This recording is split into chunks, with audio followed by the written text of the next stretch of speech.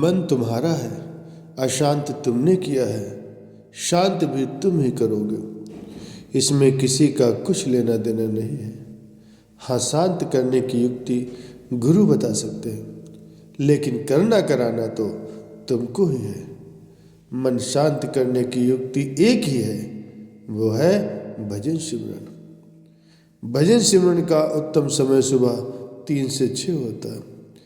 24 घंटे में से 2 घंटों पर आपका हक नहीं है। ये समय गुरु का है। कमाए हुए धन का 10वां अंश गुरु का होता है। इसे परमार्थ में लगा देना चाहिए। गुरु आदेश की पालना करना ही गुरु भक्ति है। गुरु का पहला आदेश है भजन का, जो नामदान के समय मिला था। 24 घंटे के जो भी काम सुबह उठने से लेकर के रात को सोने तक के हैं, सब करो। सब गुरु को अर्पित करके करोगे तो कर्म लागू नहीं होंगे। अगर अपने ऊपर ले लोगे तो पांडवों की तरह नरक को जाना पड़ेगा। जो हो रहा है उसे गुरु की मौज समझो। 24 घंटे मन में सिमरन करने से मन और अंतःकरण साफ रहता है और गुरु की याद भी हमसे रहेगी। यही सिमरन है। भजन करने वालों को भजन न करने वाले पागल कहते हैं। मीरा को भी लोगों ने प्रेम दीवानी कहा था। कहीं कुछ खाओ तो सोच समझ कर खाओ, क्योंकि जिसका अन्न खाओगे वैसा ही मन हो जाएगा। मांसाहारी के यहाँ का खा लिया तो फिर भजन सिमरन नहीं बनेगा, क्योंकि जैसा खाए अन्न वैसा होवे मन। गुरु का आदेश एक प्रार्थना रोज होनी चाहिए। सामूहिक सत्संग पर और भजन ध्यान पर अधिक ध्यान देना चाहिए। एक कक्षा में होशियार विद्यार्थी के पास बैठकर कमजोर विद्यार्थी भी कुछ सीख लेता है और कक्षा में उत्तीर्ण हो जाता है। गुरु का प्रसाद यानी बरकत रोज लेनी चाहिए।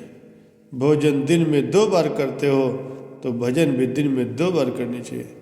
जिस दिन भजन न कर पाओ उस दिन भोजन भी करने का हक नहीं है।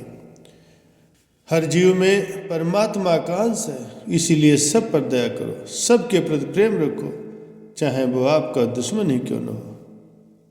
इसे सोचोगे कि मैं परमात्मा की हर रूह से प्रेम करता हूँ तो भजन भी बनने लगेगा। परमात्मा का रास्ता प्रेम का है। दिमाग लगाने लगोगे तो दुनिया की बातों में फंस जाओगे। अगर 24 घंटे में से भजन के लिए समय नहीं निकाल पाते तो इससे अच्छा है चुल्लू भर पानी में डूब मरो। आज के समय वही समझदार है जो घर गृहस्थी का काम करते हुए भजन करके अपने जीवन को संभाल लेता है। बाद में उसे पछताना नहीं पड़ता। अपनी मौत को हमेशा याद रखो। मौत याद रहेगी तो मन कभी भी भजन से रूखा नहीं होगा, क्योंकि मौत समय बता के नहीं आती। साथ तो भजन सिमरन ही जाएगा और कुछ नहीं। इसीलिए कर लेने में ही भलाई है। और जगत के काम सभी झूठे हैं। नरकों की एक झलक अगर दिखा दी जाए तो मानसिक संतुलन खो बैठोगे। इसीलिए महात्माओं ने बताया है कि वो किसी का नुकसान नहीं चाहते। बात तो बस विश्वास की है। भोजन तो बस जीने के लिए खाओ, खाने के लिए मत जियो। भोजन शरीर की रक्षा के लिए करो। परमार्थ में शरीर को सुखाना पड़ता है, मन और इंद्रियों को बस में करना पड़ता है। जो ये करे वही परमार्थ के लायक है। अपने भाग को सराहो, अपने गुरु को जिन्होंने नामदान दिया। जब दुनिया रोती नजर आएगी तब आप इसकी कीमत को समझोगे। किसी की निंदा मत करो, वरना उसके कर्मों के भार तले दब जाओगे। क्यों किसी के कर्मों की लीद का पहाड़ अपने ऊपर ले रहे हो? भजन न बनने का कारण है गुरु के वचनों की याद न करना। गुरु वचनों की माला को फेरते रहो, जैसे कि एक कंगला अपनी झोली को बार बार टटोलता रहता है। इस कलयुग में 3 बातों से जीव का कल्याण हो सकता है। एक, पूरे सतगुरु का साथ, दूसरा साधु की संगत, और तीसरा नाम का सुमिरन, ध्यान और भजन। बाकी सब झगड़े की बातें हैं। इस वक्त में सिवाय इन 3 बातों के और कर्मों से तो जीव का सिर्फ अकाज ही होता है। गुरु की कृपा से मेरा ये भ्रम समाप्त हो गया कि ये शरीर मेरा है। अब मुझे परमात्मा की रजा मीठी लगने लग गई। जो कुछ परमात्मा करता है मेरे मन को मीठा लग रहा है। इस तब्दीली का आश्चर्यजनक तमाशा मैंने प्रत्यक्ष देख लिया है। अब मैंने आत्मिक जीवन की मर्यादा समझ ली है। मेरे अंदर से अरसे से चिपकी हुई मोह ममता की दीवार ढह गई है। पूरे गुरु ने मुझे जो सीख दी है, मेरे अंदर से माया के लालच की अग्नि बुझ गई है। गुरु ने मेरा माया का मोह दूर कर दिया है। हे भाई, गुरु ने कृपा करके मुझे अपनी शरण में ले रखा है। भगवान ने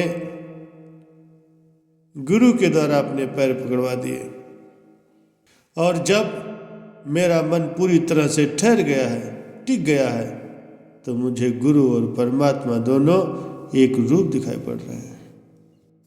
मुर्दा दिल अहंकार में पागल हुआ रहता है। इस हृदय को प्रभु की माया ने मछली की तरह से मोह रखा है। इसी तरह से मोह में फंसा हुआ व्यक्ति हर समय मोह करता रहता है। अभागा मनमुख अपने मन को तृष्णा की अग्नि के साथ जोड़े रहता है। सारे साधु जनों की शिक्षाओं को सुनकर भी उन पर अमल नहीं कर पाता। गुरु नानक देव जी कहते हैं कि महाराज के खजाने में से जिसके भाग्य में कुछ प्राप्ति लिखी होती है, वही भजन सुमरण करता है और एक दिन परमात्मा को प्राप्त होकर परमात्म रूप हो जाता है।